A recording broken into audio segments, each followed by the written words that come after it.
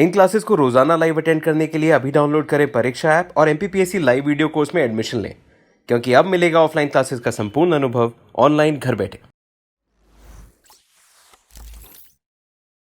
चलिए next topic की ओर चलते हैं और वो था बनवाली। इसको बनावली भी कहा गया। इंग्लिश में जब हम पढ़ते हैं तो एन साइलेंट हो जाता है, तो ये बनावली हो जाता है, बनावली और बनवाली। इससे संबंधित एक महत्वपूर्ण बात है कि इसकी खोज, देखिए जो भी स्थल आपको महत्वपूर्ण है वही मैं स्थल बता रहा हूं, उनकी जिनने भी खोज करी है उनका नाम जरूर से ध्यान में रखना। शुरू के जो स्थल है उनको तो ध्यान रखना ही। आरसी विस्ट 1973 और 74 के मध्य इन्होंने खोज करी और ये खोज होती है हरियाणा हिसार में। कल मैंने बताया था कि सिंधु घाटी सभ्यता के स्थल भारत के कितने राज्यों में मिलते हैं, तो कमेंट करके एक बार और बता दो। कल भी मैंने आपको मैप में वो चीजें बताई थी, वो मैप अपने कॉपी में नोटबुक में जरूर बना लेना। तो हरियाणा हिसार की बात हुई। नेक्स्ट बात होती है कि भाई यहां से जल निकासी का एक महत्वपूर्ण बात है कि पूरी सिंधु घाटी की सभ्यता में आगे मैं एक विस्तार से एक टॉपिक लूंगा जिसका नाम होगा नगर नियोजन, कि इनका नगर नियोजन कैसा था, इनकी प्लानिंग कैसी थी, आर्किटेक्चर कैसा था, ये सब बातें हम करेंगे आगे। उसमें जल निकासी की बहुत बढ़िया व्यवस्था थी सारे स्थलों पर। इवन जो लोथल था वहां पर भी मैंने बताया, जो बंदरगाह था वहां पर भी जल निकासी की व्यवस्था अच्छी थी। लेकिन ये जो क्षेत्र है बनावली हरियाणा हिसार में, यहां पर इस चीज का अभाव देखने को मिला। किसका? जल निकासी का अभाव देखने को मिला। अब हमने बात करी थी, जैसे हमने बोला था कि कल किलेबंदी के साक्ष्य नहीं मिले, या अन्य स्थलों पर दो प्रकार के किले मिले, है ना, जिनमें पूर्वी और पश्चिमी या दो दुर्ग होते थे, दो दीवारें होती थी, एक नगर से होती थी और एक पश्चिमी दीवार होती थी। लेकिन यहां दो ना होकर एक ही प्राचीर से घिरा हुआ नगर मिलता है। ये महत्वपूर्ण बात है। जैसा मोहनजोदाड़ो में देखने को मिलता है वैसा बनावली या बनवाली में देखने को नहीं मिलता, और यहां पर दुर्ग की जो दीवार है वो एक ही प्राचीर से घिरी हुई मालूम प्रतीत होती है। नेक्स्ट यहां पर एक जो चीज मिली है, पक्की मिट्टी का हल। पक्की मिट्टी से बना हुआ हल जो होता है वो यहां पर मिला है।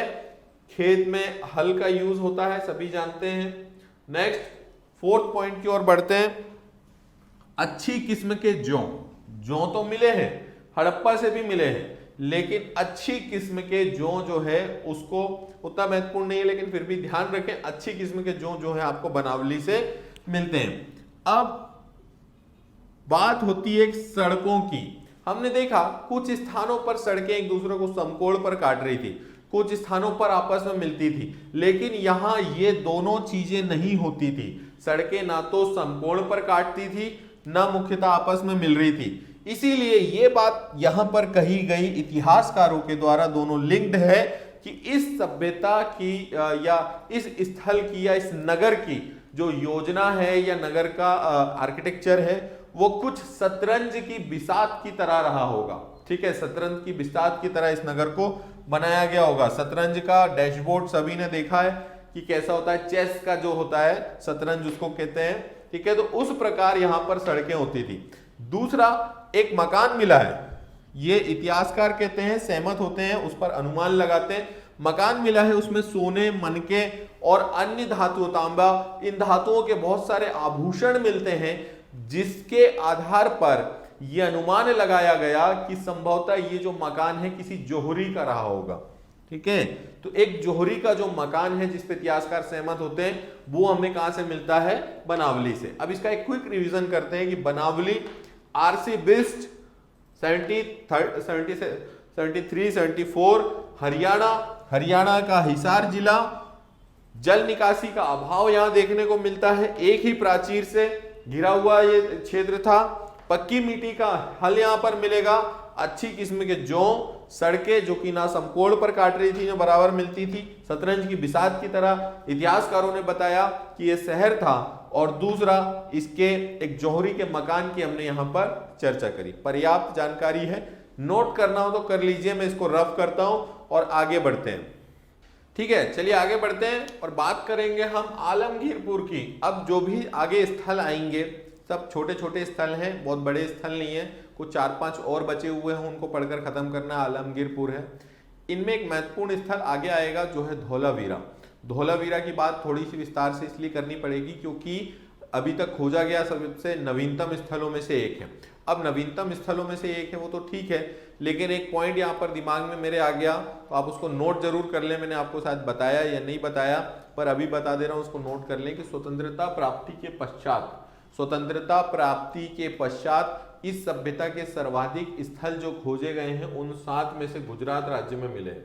ठीक है, सर्वाधिक स्थल स्वतंत्रता प्राप्ति के पश्चात गुजरात राज्य में मिलते हैं। किसके? सिंधु घाटी सभ्यता के। कोई बात नहीं, यूपीएससी के स्टूडेंट्स हो तो भी कोई बात नहीं ना, हम तो चीजों को डिटेल में पढ़ रहे हैं। डिटेल में पढ़ रहे हैं नहीं पढ़ रहे हैं, आप बताइए। जो भी यूपीएससी का विद्यार्थी है यहाँ पर, वो देख रहा है सेशन को, उसको हिस्ट्री अच्छे से क्लियर हो रही है नहीं हो रही है? आप जो भी बच्चे यूपीएससी वाले हैं वो जरूर बताएं कमेंट में, है ना। और इससे ज्यादा डिटेल अब क्या पढ़ेंगे हम, क्योंकि लगभग बहुत अधिक ज्यादा नंबर्स के हिसाब से भी हम बात करें या एमसीक्यू के आधार पर भी बात करें तो हम कंसेप्ट को पूरा क्लियर करते हुए पढ़ रहे हैं। ठीक है, मैप बनाना भी मैं आपको सिखा रहा हूं कि मैप में आपको चीजों को कैसे दर्शाना है। कोई भी चीज अगर शॉर्टकट में या लंबे में पूछी जाती है तो हमने एक छोटा सा मैप बनाकर उसको इफेक्टिव कर सकते हैं। जब आप मेंस की आंसर राइटिंग करेंगे तो वो चीज इफेक्टिव हो सकती है। इसको फ्लो चार्ट के माध्यम से लिख सकते हो, बहुत सारे फ्लो चार्ट यूज कर सकते हो। तो ये चीजें आप सीखिए अभी से। ठीक है, बात करते हैं आलमगीरपुर की।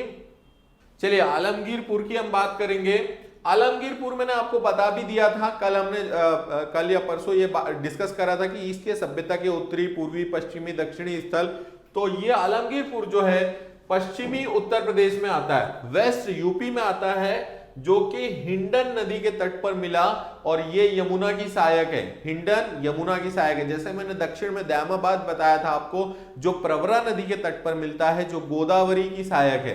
ठीक है, वैसे ही आलमगीरपुर पश्चिमी उत्तर प्रदेश, हिंडन नदी, यमुना की सहायक, और इस सभ्यता का सबसे पूर्वी स्थल जिसकी खोज 1958 में यज्ञदत्त शर्मा के द्वारा की गई। केवल 2 बातें यहां से महत्वपूर्ण है एग्जाम के पॉइंट ऑफ व्यू से। यहां पर एक गर्त से रोटी बेलने की चौकी मिलती है, जो रोटी बेलने का आपने देखा होगा चौका होता है या अभी भी घरों में हमारे देखने को मिलता है, तो वो चौकी जो है यहां पर मिलती है।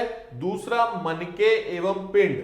मनके देखो हर जगह मिल रहे हैं आपको, हर जगह मनके, कहीं मिट्टी के मिलेंगे, कहीं धातुओं के मिलेंगे, है ना, लेकिन मनके प्राय सभी जगह मिले हैं। और मनके और जो पिंड हैं वो यहां देखने को मिलते हैं। लेकिन इस सभ्यता की सबसे जो महत्वपूर्ण बात है कि वो इस सभ्यता का पूर्वी स्थल है सबसे ज्यादा। दूसरा, यहां से एक रोटी बेलने का बेलन मिलता है या चौकी मिलती है। ठीक है, ध्यान रखना। अब क्या कह रहे हैं आप? नहीं बेटा, प्लीज अगर कोई भी डाउट है, मन में शंका है, अगर कोई दिक्कत जा रही है विषय को लेकर तो आप जरूर पूछें। हालांकि आप कह रहे हैं नो डाउट, जिसको भी कोई भी समस्या जाती जरूर पूछें। ठीक है, क्योंकि क्लियर होना बहुत जरूरी है। आपका कंसेप्ट क्लियर होना चाहिए अच्छे से, तभी आप एग्जाम में क्वेश्चन को बना पाओगे। ठीक है, ठीक, नेक्स्ट चलते हैं रंगपुर की ओर।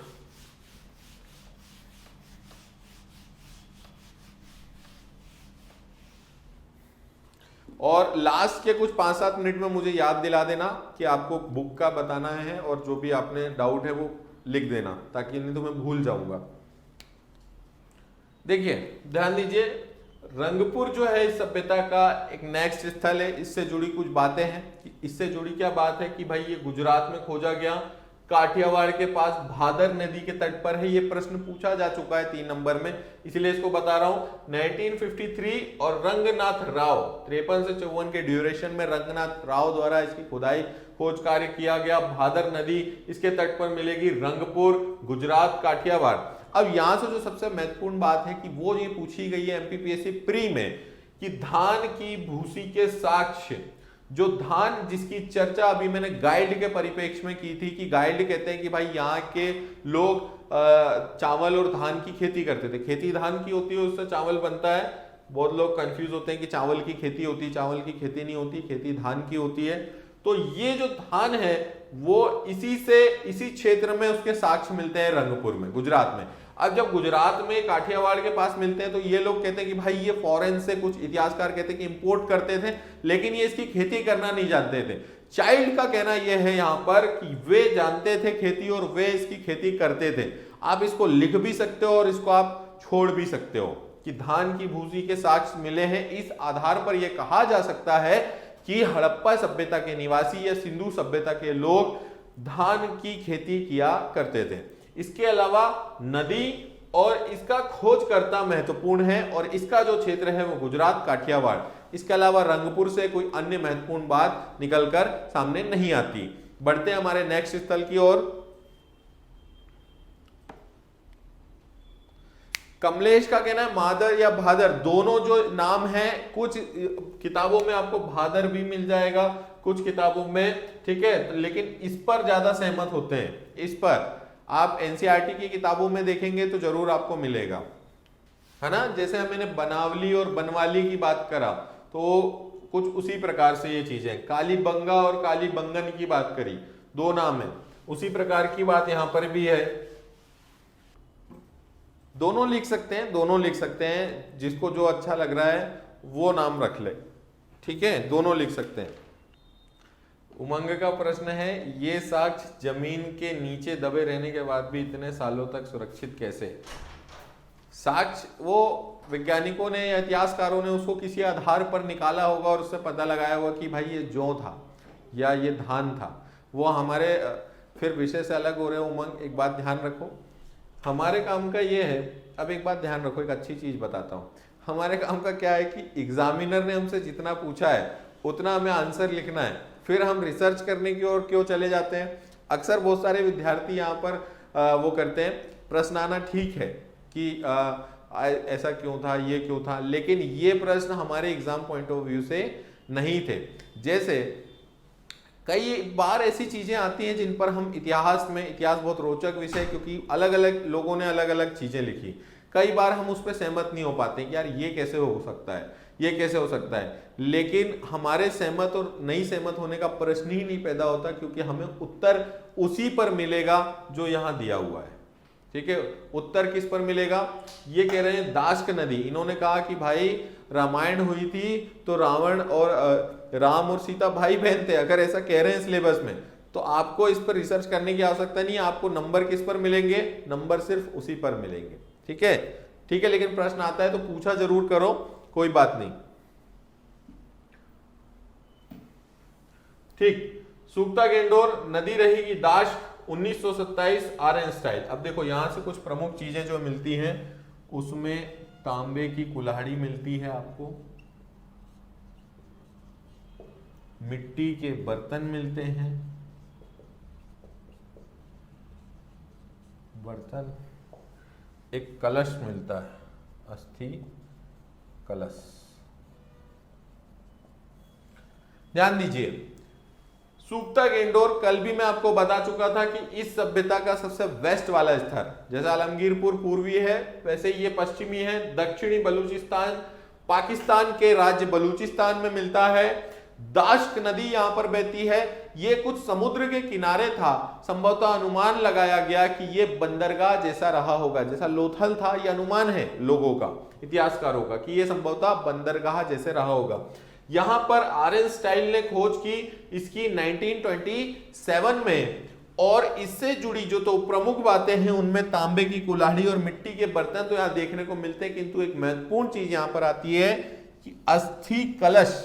अब इसमें जब मैं आपको सामाजिक जीवन पढ़ाऊंगा हड़प्पा सभ्यता का, तो उसमें इनके दाह संस्कार की भी हम बात करेंगे, उसी समय करेंगे, अभी नहीं बता रहा हूं कि दाह संस्कार कितने टाइप का होता था, क्या चीजें होती थी उसमें, क्या क्या है, सामाजिक जीवन में विस्तार से पढ़ेंगे, आप उसको मेंस में लिख पाओ। इसलिए अस्थि कलश जो मिला है कि अस्थियों से भरा हुआ एक कलश मिलता है, वो कहां मिलता है? सूक्ता गेंडोर में, है ना। ये ध्यान देना, इस आधार पर भी अनुमान लगाया गया कि भाई इनका जो समाधान है या इनका आफ्टर डेथ जो भी प्रोसेस होती थी वो किस प्रकार की होती थी। तो एक प्रोसेस यहां पर पता चली और बाकी की 2-3 टाइप की होती थी, बताऊंगा सामाजिक जीवन में, तो अभी कंफ्यूज हो जाएंगे।